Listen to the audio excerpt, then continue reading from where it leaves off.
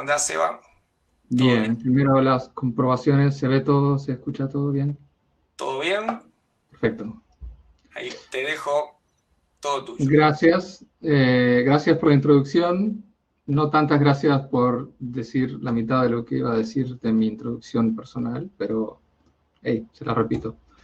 Eh, Hoy vamos a hablar de los equipos in-house y de mi experiencia personal eh, en mi trayectoria y en mi evolución como diseñador. Esto no, de ninguna manera, es un compendio exhaustivo de todo lo que ocurre, pero son las notas personales que yo considero importantes eh, al hablar de equipos de diseño in-house. Álvaro ya lo ha dicho, pero mi experiencia ha sido tanto in-house como consultor. Comencé como consultor en Soho. Luego me fui a España, a Idealista, que es una empresa de real estate de aquí de España. Y luego seguí in-house en Google y luego, bueno, estas son las que he estado in-house en Google y en Amazon. También tuve un breve periodo que se llama In My House, donde tuve mi propia startup, que era mi casa, aunque ahora estoy mucho en mi casa también, como todos. Eh, pero esta experiencia lo que me ha dado es estar expuesto a esos cambios de pasar de in-house a consultoría y de consultoría in-house, ya que lo he hecho varias veces en diferentes escalas. Cuando comenzamos con Soho era una consultoría pequeña, luego me fui a Idealista, que era relativamente pequeño en aquella época, pero in-house, donde era todo mucho más, digamos, el contacto más directo con todos los procesos. Luego tuve mi propia startup, que eso más pequeño que eso, imposible. Y después cuando ya entré a Google, perdón, después cuando me fui a Design ya era una consultora más grande, global, muchos países, etcétera. Y luego cuando entré a Google ya era in-house en Enterprise, en ese tamaño gigantesco que se multiplicó aún más cuando entré a Amazon. Así que tengo esa perspectiva y he sufrido los cambios de ir con una mentalidad y tener que cambiar a otra. Y me pareció interesante hablar de ello.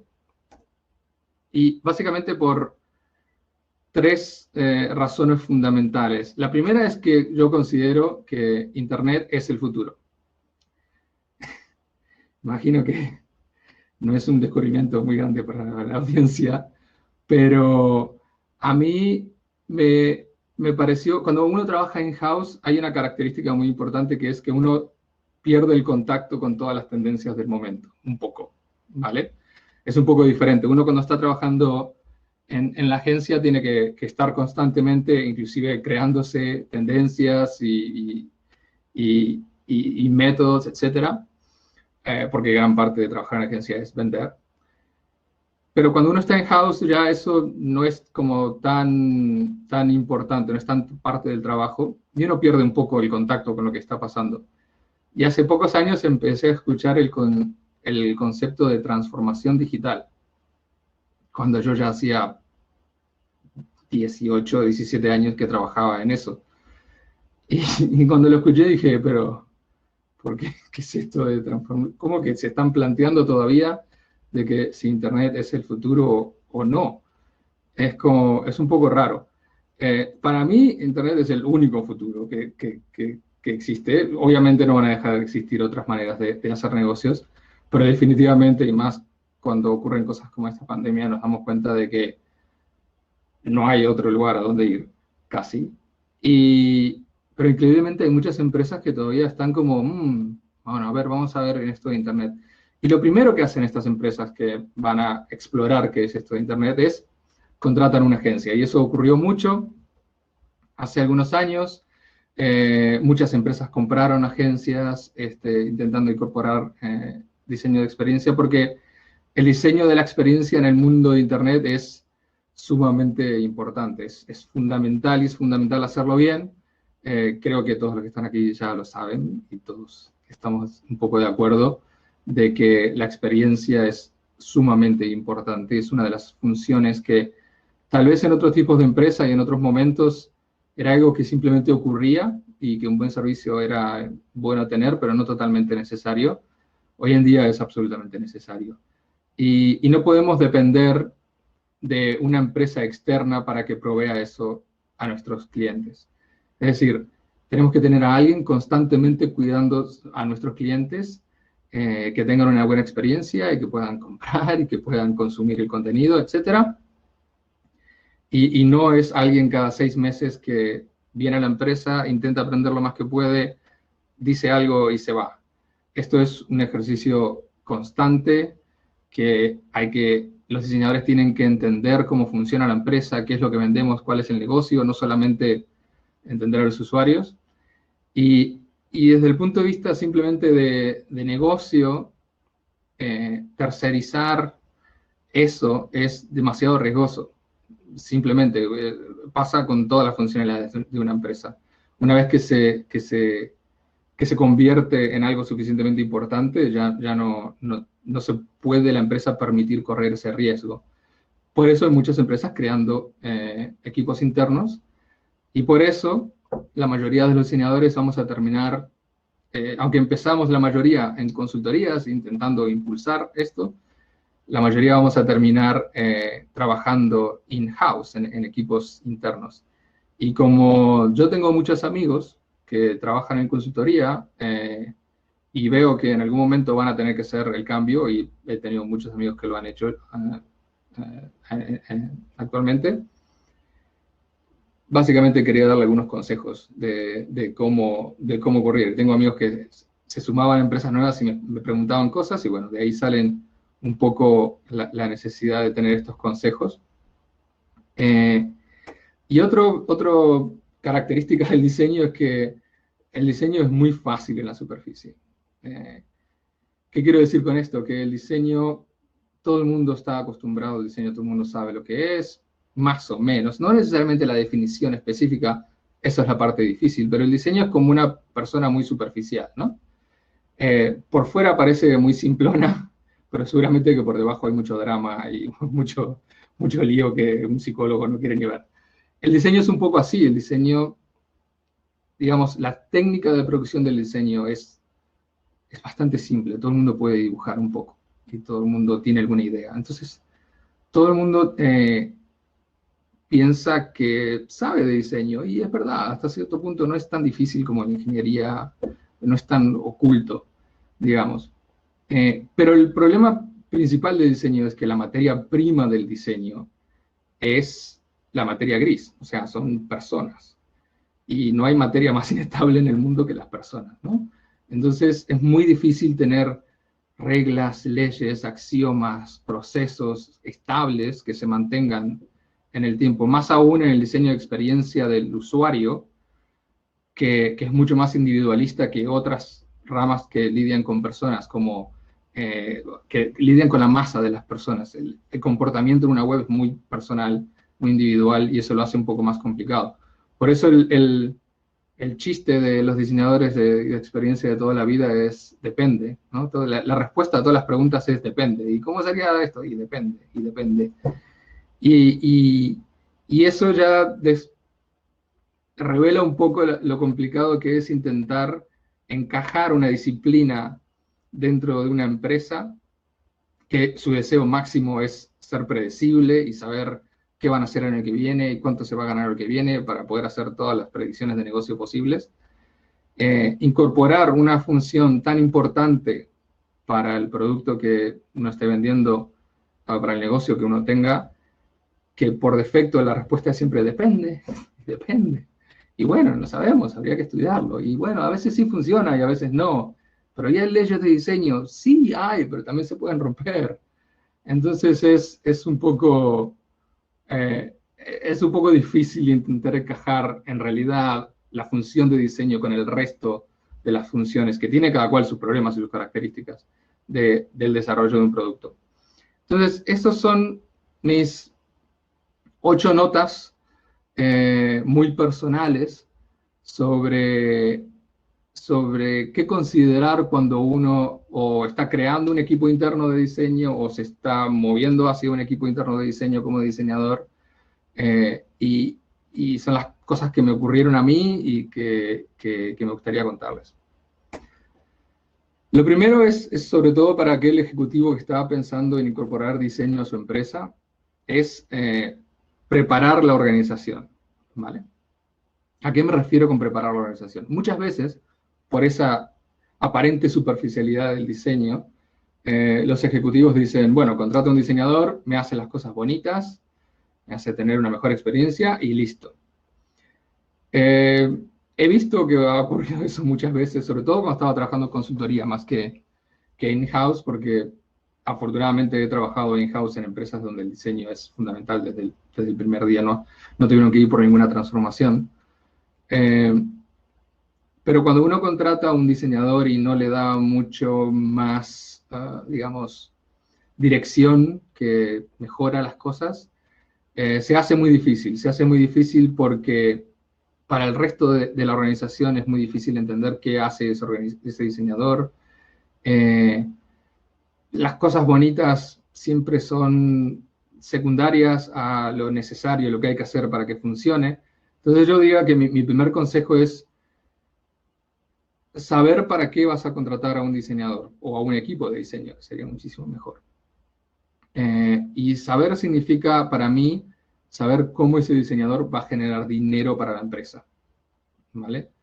No es cómo va a ser la mejor experiencia, es cuánto dinero o en qué área quiero obtener más dinero gracias al diseñador. Eso le va a dar un objetivo muchísimo más claro a los diseñadores y la capacidad de los demás entender muchísimo mejor qué es lo que está haciendo ese diseñador, porque muchas veces simplemente hacer cosas bonitas o mejorar la experiencia, que también es muy válido, pero le falta un poco de contundencia por detrás. También hay que definir a quién va a reportar y cómo va a operar ese equipo de diseño. Es muy importante. Hay muchas decisiones que tomar aquí. Puede idealmente reportar directamente al CEO, aunque ocurre, pero no mucho, pero es lo ideal. Pero también hay que decidir si va a reportar a marketing, que recomendaría que no, porque eso es otro problema. Superficialmente parecen dos funcionalidades muy parecidas, porque diseñan al fin y al cabo, pero en realidad tienen objetivos muy diferentes. Por lo general se hace que dependa del producto, ¿vale? Lo cual está bien inicialmente, o desde el punto de vista de ingeniería, que eso depende un poco ya de qué empresa, si es más, digamos, se inclina más hacia la ingeniería o hacia el producto. Pero sobre todo eso, dejar claro uno como ejecutivo de que va a incorporar diseño, de que lo va a hacer de cierta manera, que va a trabajar en cierta organización, que va a operar de cierta manera, cuándo va a operar y cuándo no. Y sobre todo, avisarle al resto de la organización de que van a tener que empezar a trabajar con un diseñador. Que parece básico, pero muchas veces no ocurre. Simplemente contratan un diseñador y el diseñador es como, ¿y ahora qué hago? Y todo el mundo dice, ¿y ahora para qué lo usamos? Porque hay una cosa muy importante, que es que sin un sponsor, el diseño in-house inicialmente no funciona. No lo he visto funcionar si no había alguien en esa empresa que diseñó tener un diseño y que realmente era un advocate, un promotor del diseño y de cómo debería usarse. Porque el diseño tiene esta característica que depende, es muy difícil de medir, es muy difícil de poder establecer medidas tan claras como tienen el resto de las organizaciones, como ventas, código, etc. Entonces necesita fuertemente de un sponsor que crea que el diseño puede mejorar su producto. Esa es como mi primer nota. La segunda es, seguramente este director o CEO o lo que sea, que quiere incorporar diseño, una cosa que tiene que reconocer es que el diseño parece fácil en la superficie, pero es demasiado complicado por debajo, y que no sabría solo cómo hacer todo esto que acabo de decir, de cómo organizar un equipo, etc. y van a necesitar contratar a alguien que lo ayude para eso. Generalmente Senior UX Manager, Director, lo que sea. Alguien senior que le va a ayudar a crear el equipo y a incorporar la disciplina de diseño dentro de sus procesos. Y este título es un poco anti-director creativo, la verdad. ¿Vale? Lo he visto muchísimas veces, otra vez trabajando en consultoría, ayudando a empresas a crear equipos de diseño internos, que es básicamente, creo que la principal función de la consultoría hoy en día. Gente que tiene mucha experiencia en diseño y que puede ayudar a alguien a crear el equipo. Creo que al principio es totalmente válido contratar a un manager externo para empezar, o una empresa externa para empezar a crear el equipo. Y lo importante es que no hay que fijarse en qué bonita web que hizo antes, ¿vale? Y qué creativo que es. El diseño es un ejercicio creativo, pero el proceso de diseño y los equipos de diseño no tanto, ¿vale? Hay que saber, alguien tiene que entender cómo es la naturaleza de las personas creativas para poder manejar un equipo, pero la mayoría del trabajo no es nada creativo. Hay muchos Excel, tiene que hacer, o sea, este diseñador tiene que ser un diseñador especial de que prácticamente no le guste diseñar, lo cual es un poco raro de encontrar. Y es un poco opuesto al preconcepto que la gente tiene como diseñador, porque le tienen que gustar los procesos, le tienen que gustar las planillas de Excel, le tiene que gustar contratar y hacer entrevistas de diseño, le tiene que importar los demás diseñadores, cosa que entre los diseñadores nos queremos, pero hasta son un poco competitivos, digamos. Y tiene que establecer alianzas, tiene que entender mucho el negocio. Hay digamos, una rama de los diseñadores que les interesa mucho conocer el negocio y el propósito del diseño, mucho más que el valor estético o la interacción y cómo manejar las herramientas para poder crear estos artefactos. Hay otros diseñadores que les interesa muchísimo más entender cómo encaja el diseño dentro del negocio, conocer el negocio. Generalmente son gente, me incluyo dentro de esos, que tuvo una startup o que estuvo metido en algún tipo de negocio antes, que tiene como esa curiosidad sobre el negocio, que creo que es muy importante, porque una de las cosas principales que tiene que entender este manager para crear un equipo es los compromisos, porque tiene que crear procesos, porque tiene que tomar decisiones y porque tiene que saber que el diseño no es aplicable todas las veces en todos los casos y que muchas veces es más importante salir con algo que salga perfecto, y hay que tomar decisiones sobre dónde emplear los recursos que uno tiene. Y todo eso una persona que le gusta encerrarse y trabajar durante 8 horas y sacar una web brillante por otro lado, que es obviamente muy valioso, muchas veces no los tiene. Básicamente, cuando estén entrevistando y le pregunten los diseñadores siempre van a decir, bueno, y el objetivo de este diseño era hacerlo fácil. Si después de eso nos dice, pero sacrificamos esto en ese proceso, este no sirve como manager, prácticamente, porque la capacidad de tomar esas decisiones es muy importante. Seba, tengo una pregunta aquí que está haciendo Carliana. Si para hacer diseño de experiencia de usuario, entonces hay que dejar el diseño más tradicional, más convencional, o me imagino que el UI tradicional. No necesariamente, pero sí recomendaría que para trabajar dentro de una empresa hay que tener muchísima más curiosidad en un equipo in-house sobre el negocio y cómo funciona el negocio de esa empresa. Hay algunos diseñadores que se van a tener que dedicar muchísimo más tiempo a entender eso que a diseñar. En mi caso, por ejemplo, como principal designer, yo en este momento trabajo más en estrategias de diseño relacionadas con el negocio que en solucionar problemas de interacción. Pero hay otro tipo de diseñadores que se dedican a solucionar problemas de interacción. Y hay diseñadores de muy alto nivel que se dedican a solucionar problemas de interacción.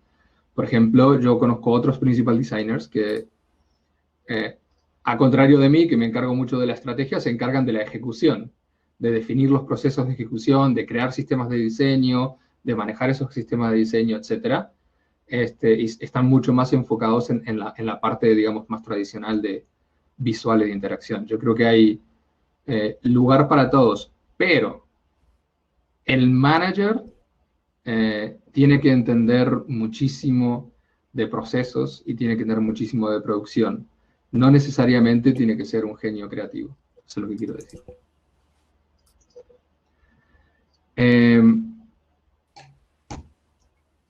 Ese manager va a tener que utilizar todas sus habilidades para... Perdón, ya que lo mencionaste, porque tengo una pregunta que dice, Sí. ¿qué habilidades y competencias debería tener un manager?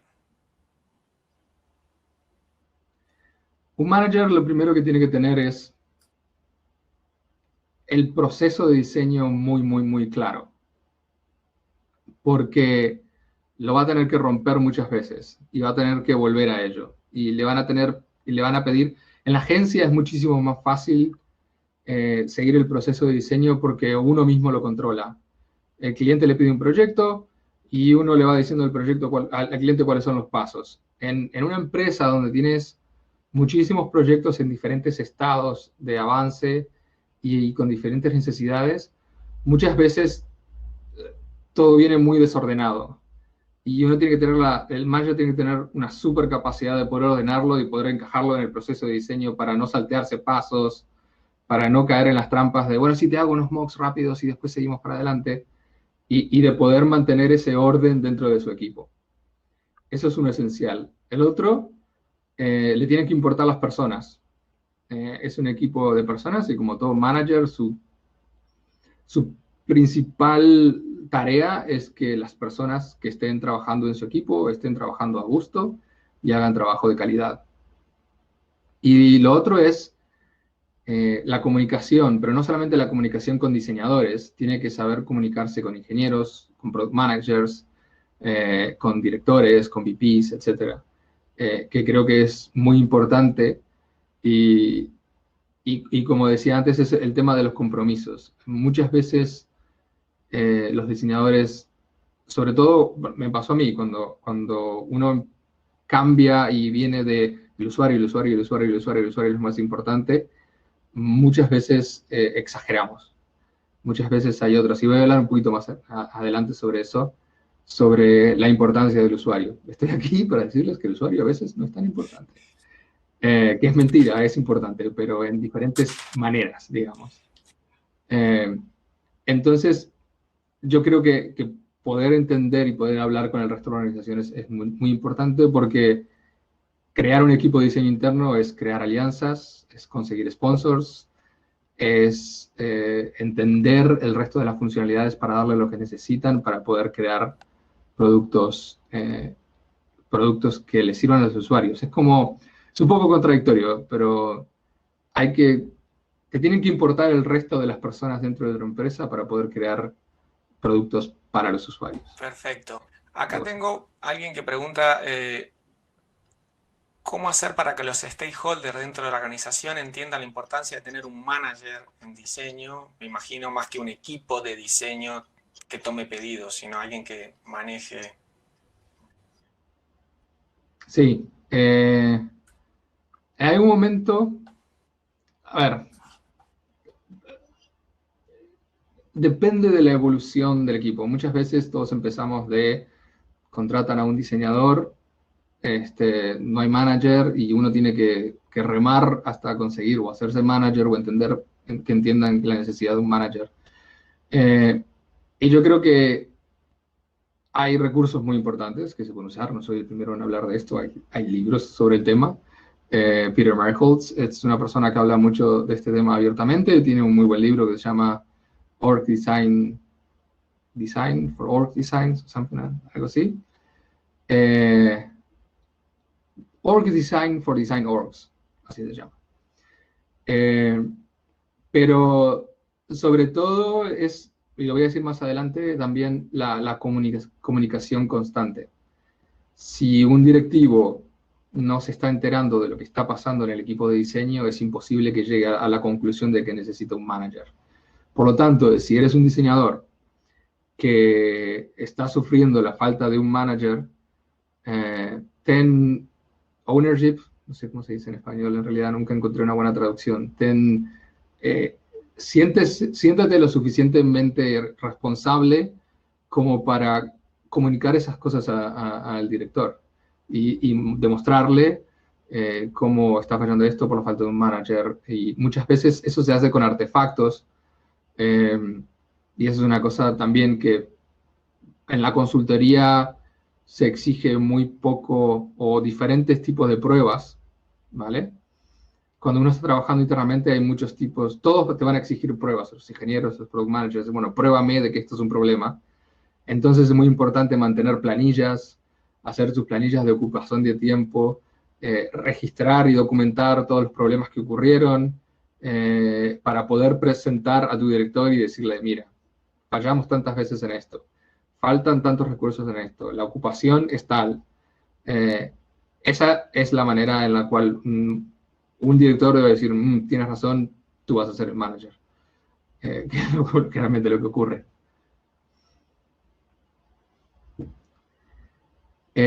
Sobre cómo elegir los proyectos, que también es importante, sobre todo al inicio. El criterio de selección no es el mismo que normalmente al inicio, ¿vale? Porque no solamente tienes que hacer lo mejor para los usuarios, tienes que ganarte a la organización.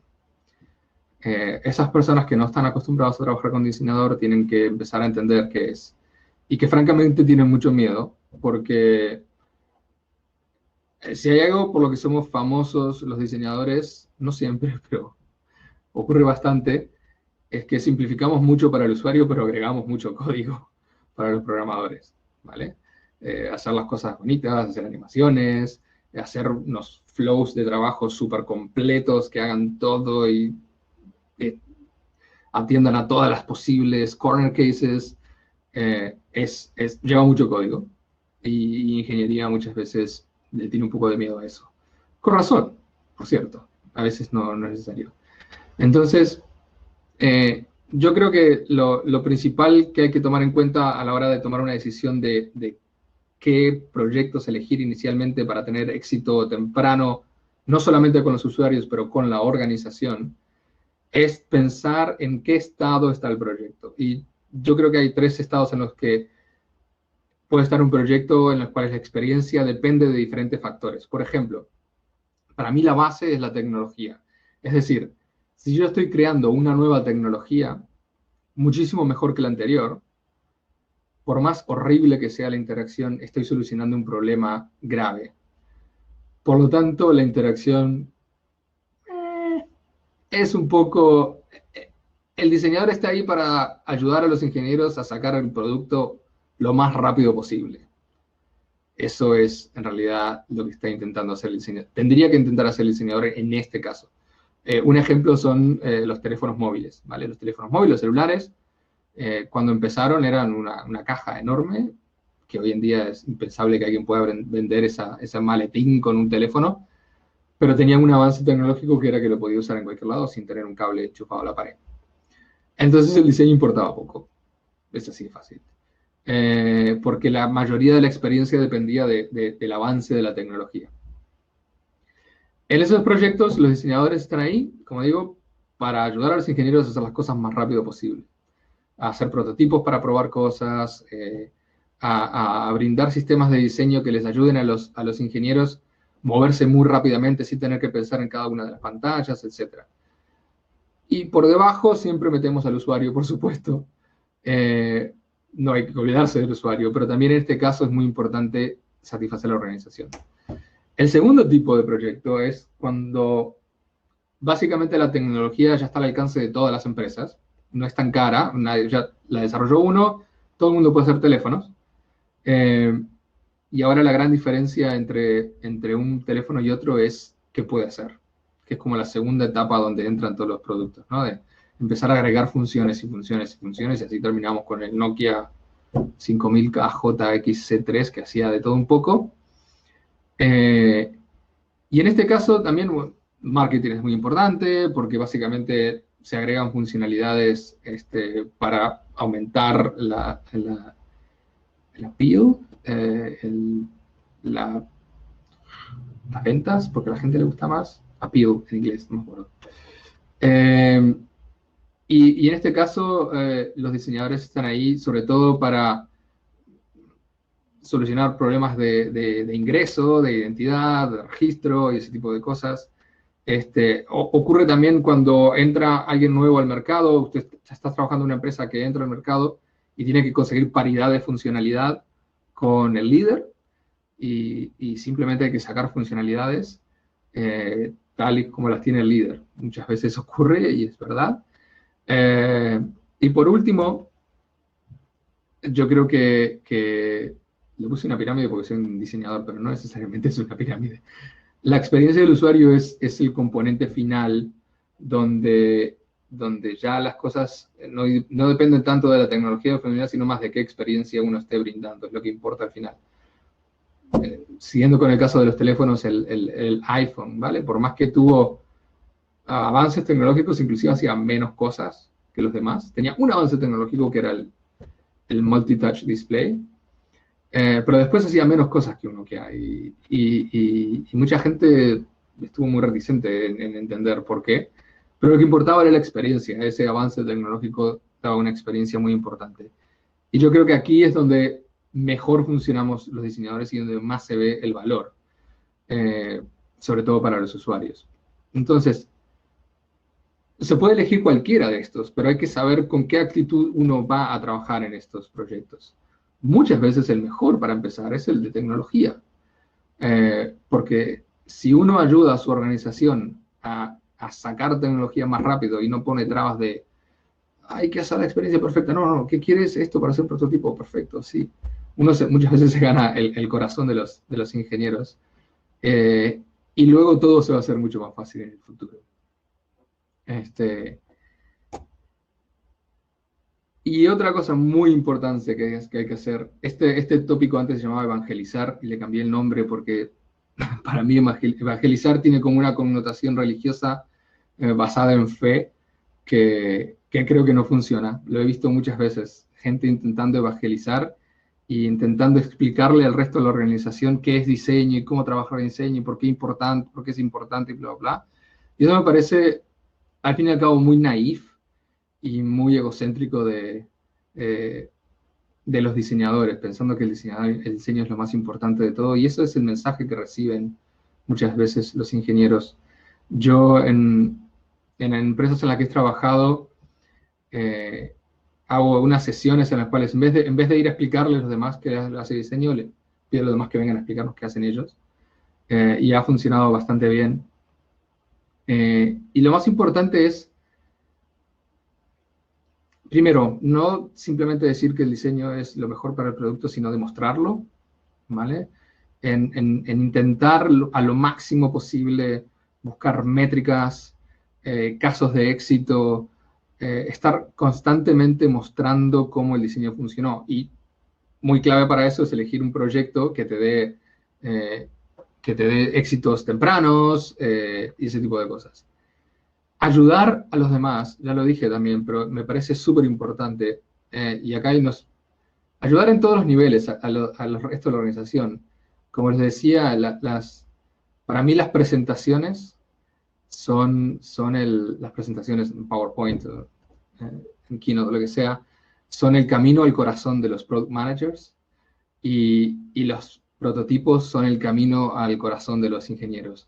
Y me he ganado muchos ingenieros así, me ha facilitado mucho las cosas de esa manera. Por ejemplo, trabajando en Google, estaban todos los product managers e ingenieros intentando hacer una presentación sobre Identity, que era lo que debía trabajar, en el equipo que trabajaba yo, para Google I.O., que es la demostración de productos anual de Google.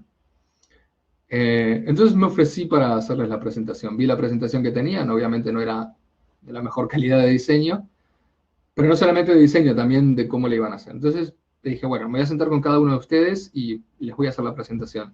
Les hice la presentación, les hice lo que tenía que decir, utilicé todas las técnicas y trucos de presentaciones posibles, que es un tema que me gusta, Y se las hice y al final me dijeron, vale, hiciste tanto trabajo y nos hiciste todo prácticamente que tú deberías presentar también. Y así fue como abrí esa presentación, explicando un poco cómo sería la experiencia de antes y después y ese tipo de cosas. Y así fue como fui el primer diseñador en presentar en Google I.O., que era básicamente un tema de ingeniería, y también el primer diseñador en presentar en una conferencia de identidad y seguridad y privacidad, que me miraban y decían, ¿qué hace un diseñador aquí? Pero así fue como fui ganando terreno con ellos. Y también con prototipos. Cuando viene un ingeniero y está probando algo y te dice, tengo esto, por lo general hacen sus prototipos que no tienen mucho sentido. Con 2 horas que dediques a hacer una presentación a un prototipo decente que más o menos tenga sentido, realmente los ingenieros empiezan con un botón que dice comenzar. Y ahí empieza el prototipo. Bueno, si le das una home screen donde tenga algo un poquito mejor, les va a ir mucho mejor en su presentación a su jefe y la próxima vez te van a escuchar mucho más. Así que son pequeños trucos de ayudar al resto de la organización para ir ganándose su hueco y su confianza, que básicamente todo esto es un tema de confianza, porque lo que dije, muchas veces tienen miedo de cuánto más tiempo vamos a agregar a este proceso con lo que quieren hacer los diseñadores.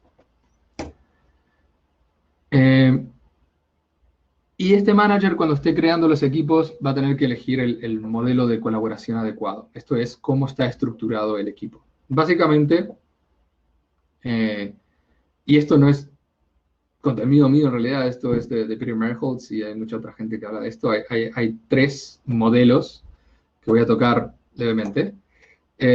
Primero es el servicio interno centralizado. Este es el más común cuando se está incorporando por primera vez. Es decir, hay un montón de diseñadores en un equipo. O sea, la empresa venía trabajando con agencias, decide que el riesgo es demasiado y que quiere incorporar un equipo interno. Entonces crea un equipo interno que funciona como una agencia. Un montón de diseñadores todos juntos en una oficina y que según las necesidades reportan a un equipo a otro para hacer proyectos. ¿Vale? Este es un modelo bastante básico, inicial. Tiene algunas ventajas, ¿vale? Como que los diseñadores al estar todos juntos generan mayor comunidad y cultura de diseño, muy importante para el desarrollo humano de todos los diseñadores y para que no se quieran ir de la empresa. Básicamente, si están aprendiendo y pueden compartir sus cosas. Es eficiente y tiene mucho más control sobre los tiempos y los procesos, como toda agencia que tiene que llevar los minutos al milímetro para poder ser efectivo. Los diseñadores participan en una variedad de proyectos. Como dijimos, los diseñadores seguimos siendo creativos y nos gusta la variedad de poder hacer diferentes cosas y no trabajar en lo mismo siempre. Y podemos crear una experiencia consistente. Quiere decir de que como todos los diseñadores están juntos, comparten mucho más todo lo que hacen entre ellos y la página de inicio se ve similar a la página final y los procesos transversales que ocupan muchos sistemas como identidad, catálogo, en un shopping, por ejemplo, y el carrito de compra son más consistentes porque los diseñadores hablan más entre ellos. Pero tiene un problema que es, primero es la sensación de falta de pertenencia de la empresa. Es decir, sigue sufriendo del mismo problema de una agencia, que es que no comprendo el negocio totalmente. Porque nos llaman a hacer un proyecto, necesito estas 4 páginas y adiós.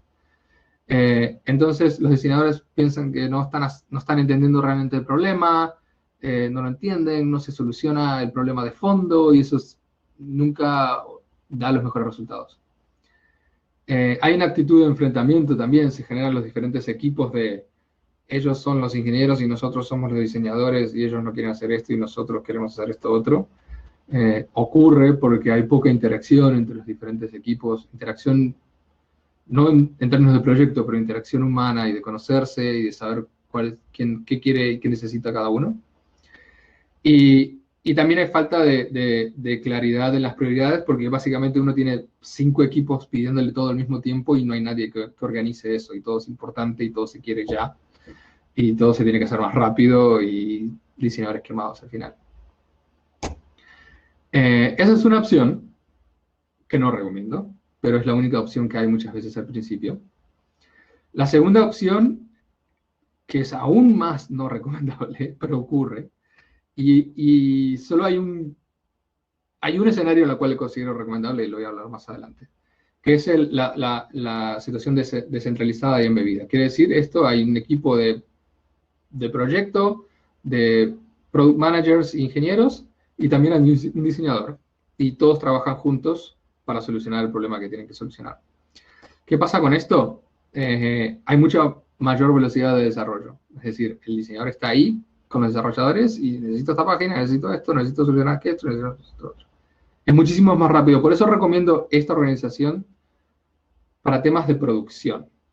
Y hay una cosa importante que quiero tocar ahora, que es cuando uno está in-house, la producción de pantallas, páginas, toma muchísimo más importancia de lo que tenía cuando era en agencia. En agencia sí que se produce mucho, pero aquí hay que producir constantemente. Y hay que manejar, en una agencia uno puede decir, bueno, primero etapa creativa, luego etapa de producción.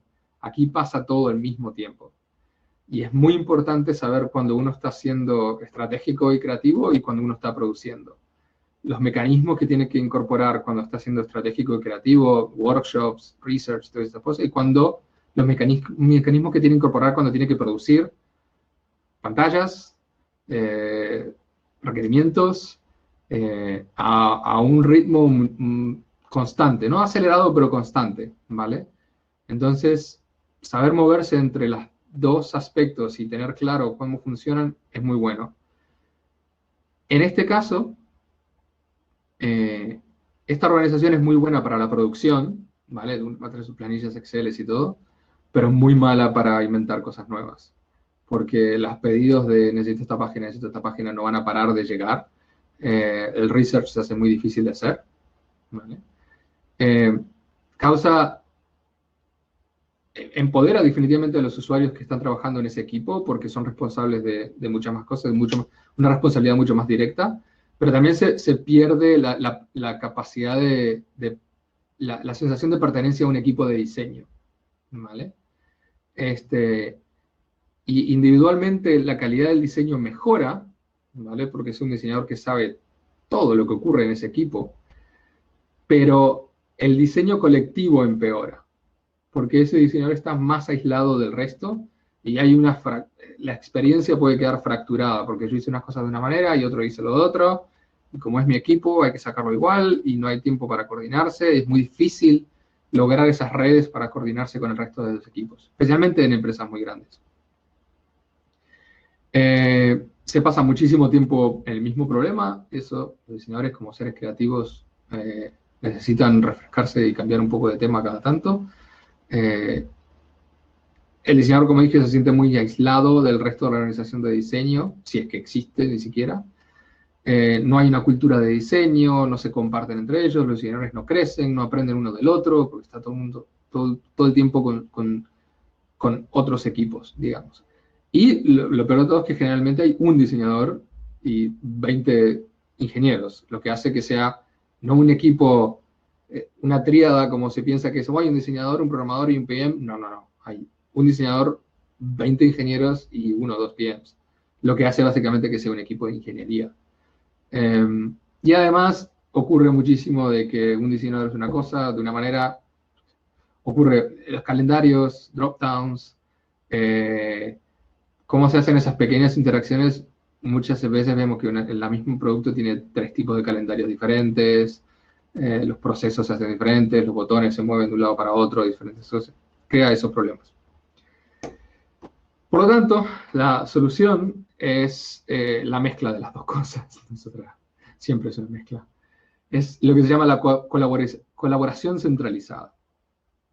Básicamente implica de que hay un equipo central de diseño, el cual asigna sus diseñadores senior a un producto o a un proyecto, y tiene un pool de diseñadores no tan seniors que van rotando según las necesidades de cada proyecto. Es decir, hay un líder de UX de proyecto que crea las relaciones con el equipo de producto de ingeniería, que está con ellos, pero que al mismo tiempo mira hacia su equipo de diseño, ¿vale? Que tiene un líder donde lo que tiene esto es que mantiene una cultura de diseño, mantiene reviews a través de todos los diferentes equipos para mantener la consistencia.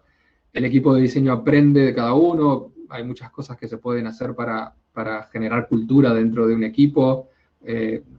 Presentaciones sobre conocimiento que aprendimos, técnicas que algunos sepan y otros no, etc. Pero a la misma vez permite una relación a largo plazo con un equipo de desarrollo de producto, lo cual genera, obviamente, muchas más posibilidades. El diseñador senior puede crecer dentro de ese equipo, ser más estratégico y ese tipo de cosas. Y creo que es una buena organización si el tiempo y la empresa lo permite, que no es siempre el caso. Muchas veces hay que utilizar otros tipos de organizaciones, pero la idea es intentar aproximarse a algo similar a esto. Esto va un poco más dirigido a los diseñadores, Sebastián, a mis amigos. Tengo una pregunta que no sé hasta qué punto podés contestar, pero igual te la hago. ¿Qué modelos aplican en Google, por ejemplo, de estos tres? En Google sí. Exactamente, por eso no te pregunté de Amazon. La pregunta era Google y Amazon, pero excluía a Amazon.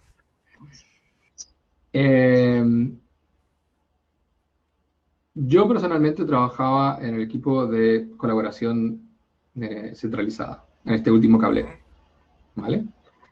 Pero Google es muy grande y tiene muchos productos con muchas características diferentes y en diferentes estados de desarrollo. Por lo tanto, existen todos los modelos. Perfecto. En el equipo que yo trabajaba éramos 50 en todo el mundo. 50 UXer. Distribuidos entre... 50 UXer o 50 integrantes. 50 integrantes, de los cuales había managers, escritores, visuales, researchers y UXers. O diseñadores de interacción, que era el nombre que tenían en Google. Que era el líder, por cierto. ¿Vale? El diseñador de interacción era el líder. Esto que estaba haciendo el diseñador senior es el líder. Y luego llama, necesito un visual, necesito más ayuda de interacción, necesito research. Y esos se solicitaba, digamos, a este pool de equipo que existía que trabajaba con los líderes. Pero como digo, lo quería explicar todos porque todos aplican. Y para mí una de las cosas más importantes es entender en qué estado está uno y qué es lo que necesita hacer, sobre todo para no frustrarse, ¿vale? Porque si uno entiende que, vale, estoy trabajando en este equipo y esto es lo que tengo que hacer, no está intentando hacer otra cosa que no funciona y que se va a dar contra la pared todas las veces. Entonces, entender en qué tipo de organización está uno y cómo debería trabajar me parece sumamente importante. Y tener paciencia, porque muchas veces vamos a encontrar en una situación no ideal, y hay que trabajar constantemente hacia esa situación ideal. Por eso creo que es importante conocerlas.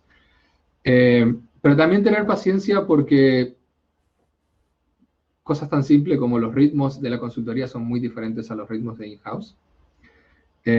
Como dije, la consultoría tiene picos y es muy rápido. In-house es muy lento de cierta manera, pero constante.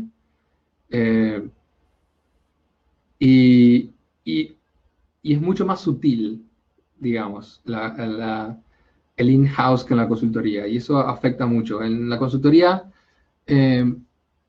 cuando se termina un proyecto, es claro, y se festeja, y se cobra, y se compra un pastel, una tarta, un queque, y se festeja, y todo el mundo sabe que terminó, y ahí está el tic de hice esto. En in-house no existe tan claro ese momento la mayoría de las veces. Claro que puede existir, pero no es tan claro ese momento, por lo que hay que entender la sutileza del éxito in-house, ¿vale? Hay que saber festejar cuando se logra algo que no necesariamente es un lanzamiento, que no necesariamente es súper importante. A mí me pasó en Google, por ejemplo, que estaba trabajando en el botón de loguearse con Google, no sé cómo se llama en español, Sign in with Google. Y básicamente tendría que integrar este componente en Android, web, y iOS. Yo ni siquiera diseñé el botón. Alguien lo diseñó y yo tenía que meterlo adentro de los teléfonos Android, adentro de los teléfonos Apple y en la web. Y me costó 3 meses hacerlo. Algo que en consultoría me hubiera llevado 30 minutos, no más.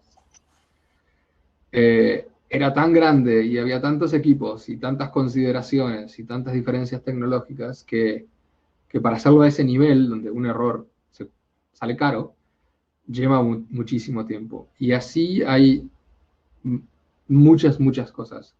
Después hay, cuando se lanza algo, en la consultoría se termina un proyecto. In-house es, todas las semanas hay código que sale.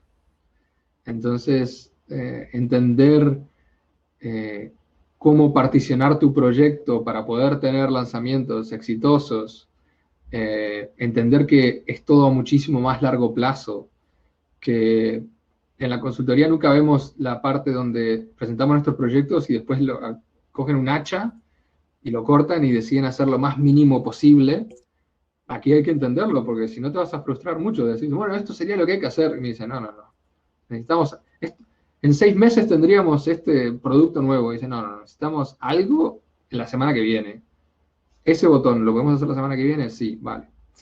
Entonces hay que entender cómo fraccionar tu proyecto para que no se rompa cuando se esté implementando de a pedazos muy pequeñitos. Y ese tipo de cosas es muy importante considerar el largo plazo cuando se está trabajando in-house. Y la mayor frustración de cualquier diseñador trabajando in-house, la queja número 1, el problema número 1, es las reuniones, los Exceles, las presentaciones, los documentos. El 70% que uno pasa, o cuanto más va subiendo de rango, peor, de que uno pasa diseñando. Yo no diseño, hace años ya. No lo considero diseño, porque lo que hago es algunos mocks para que más o menos entienda lo que estoy diciendo. Y eso es a todo el nivel que llego, y eso me cuesta, lo que sé, diseño 1 hora a la semana, algo así, ¿vale? Pero ¿qué pasa? Cuando tienes un diseñador que estudió para diseñar, porque estas son cosas que no se enseñan y no te dicen en la escuela de diseño, si es que fuiste alguna, y ve que la mayor parte de su tiempo está actualizando planillas, creando planillas, reportando horas, reportando objetivos, creando objetivos, haciendo evaluaciones de performance. Eso después se frustra mucho. Y creo que hay que interiorizar de que eso es parte del trabajo, ¿vale? Sobre todo como manager, yo lo que digo, cuando alguien viene quejándome, es que ocurre siempre, eso es parte, y les tengo que hacer ver qué parte importante del trabajo es eso, porque trabajar in-house,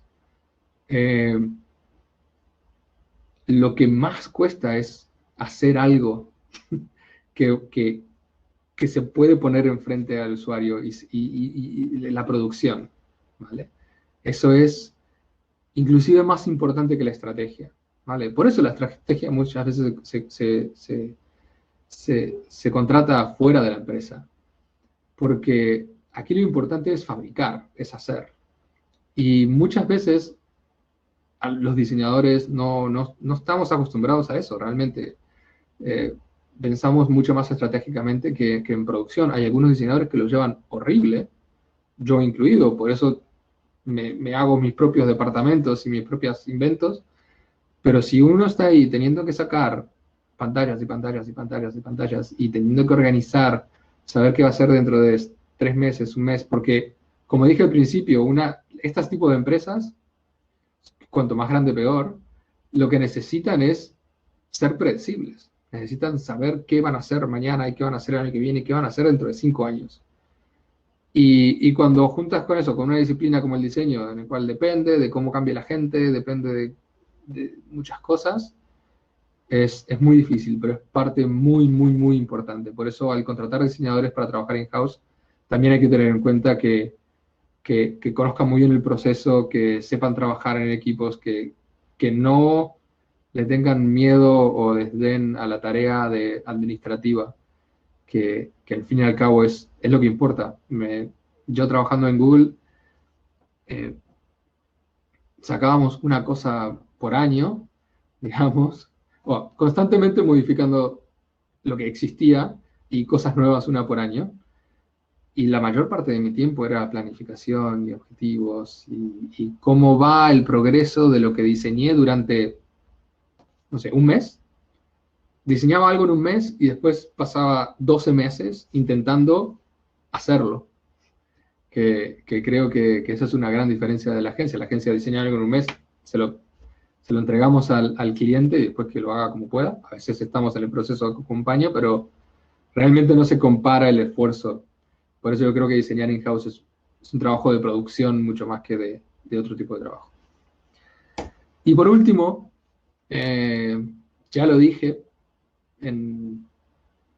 antes, pero creo que es importante, los diseñadores tenemos mucho ego, que es necesario para hacer lo que hacemos, porque si uno no tiene datos, tiene que complementar con algo para poder vender. Pero hay que tener mucha empatía y lo he visto muchísimas veces, los diseñadores que no tienen, con el resto de las funcionalidades. Muchos diseñadores dicen, nadie sabe qué es diseño, no saben lo importante que es, ¿cómo que no entienden lo importante que es diseño? Y en mi experiencia, los diseñadores entienden muchísimo menos lo importante que son las otras funciones, como marketing, desarrollo y producto, que estas otras funciones entienden lo importante que es el diseño. Cuando le preguntas a un diseñador sobre el negocio o sobre las necesidades de desarrollo, muchas veces saben muchísimo menos. Por eso, como decía antes, yo he creado sesiones que se llaman sesiones de empatía, donde traigo programadores al equipo de diseño para que nos expliquen qué es lo que hacen. Y pasan cosas como una vez traje a un product manager que bueno, explícame qué es lo que hacen, porque los diseñadores se quejaban de que los product managers nos daban todo muy resuelto. Que decían, esta pantalla tiene que tener esto, así, y no nos dejaban espacio para nosotros aportar lo nuestro. Solamente teníamos que dibujar bonito lo que él había dibujado feo. Que era verdad. Eso es lo que ocurría. Pues traje al manager y le digo, vamos a hacer una sesión de empatía. Entonces los traigo, los siento frente a todos los diseñadores y le empiezo a hacer una entrevista de qué tal, cómo es tu día, cómo es tu trabajo, qué es lo que tienes que hacer, qué es lo que más te molesta hacer, qué es lo peor.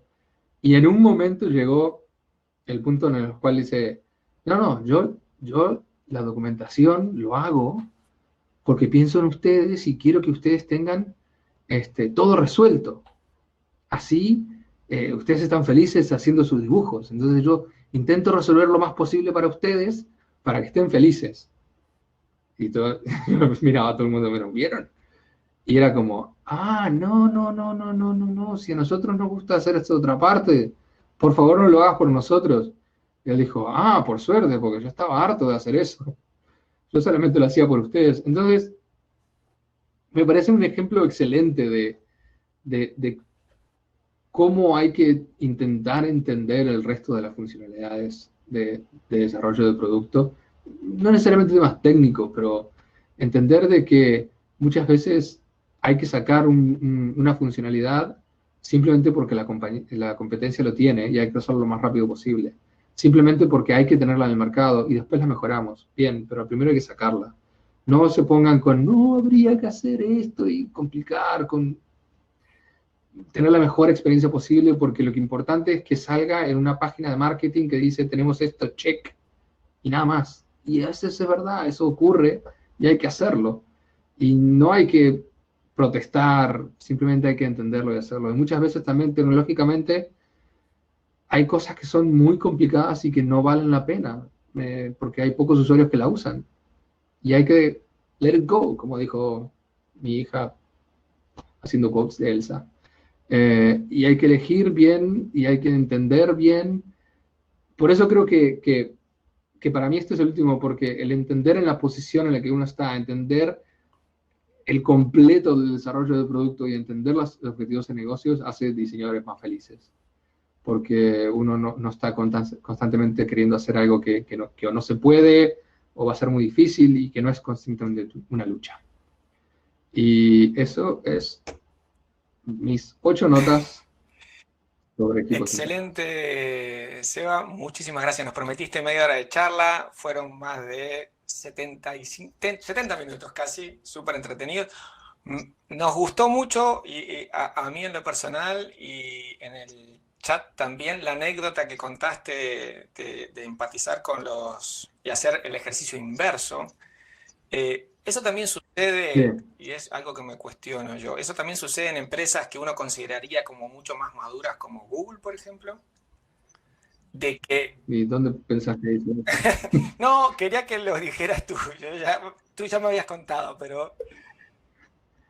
No. Bueno, mi principal choque cuando entré a Google, lo primero que me dio así en medio de la frente y dije, hostia, y me tuve que replantear mi vida, fue que cuando entré a Google dije, ahora sí, finalmente, un lugar donde no tengo que explicar qué es UX. Y entré y era la misma historia. ¿Vale? Por eso, habiendo trabajado ahí y en Amazon, les digo que es lo mismo. Es parte del trabajo del diseñador, es explicar lo que es UX, pero creo también que más parte es entender qué es el resto. Eso nunca se va a ir, porque, como dije al principio, es una disciplina rara, no es un match perfecto con una empresa o con algo que tiene que vender cosas y ser predecible. Y por tanto eso es... Y una vez que uno entiende eso, porque hasta ese punto para mí era un sufrimiento tener que explicar todas las veces y tener que hacer todo esto. Una vez que entendés, vale, me pagan por eso, no es extra. Uno es mucho más feliz. Perfecto, excelente. Seba, no te vayas, que ahora viene un panel. 2 minutitos nomás para preparar el panel. Muchísimas gracias, Sebastián. La verdad que excelente charla, excelentes anécdotas, que ahora vamos a retomar en el panel. No se vayan.